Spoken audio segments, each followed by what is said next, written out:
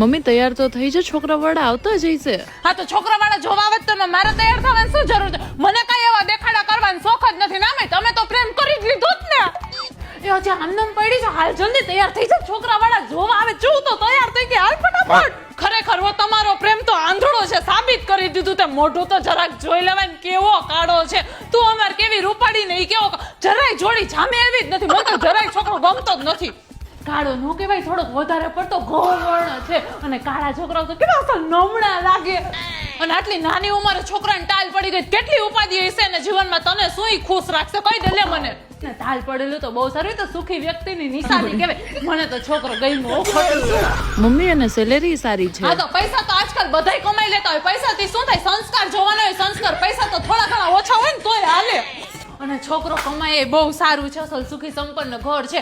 આખી જિંદગી કાઢવાની કઈ રમતની વાત થોડી છે.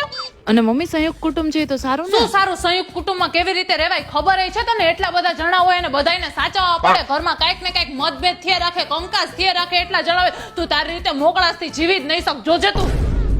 અને સંયુક્ત કુટુંબમાં રહીએ છે, આ તો તું નસીબવાળી છો. આશીર્વાદ કહેવાય કે વડીલોની છત્ર છાયામાં તને રહેવા મળશે. અને ઘરમાં કાંઈક થાય તો કોક ને કોક હાજર તો હોય. તારે કઈ ઉપાધિ નહીં, બધા મસ્ત હળી મળીને રહીએ.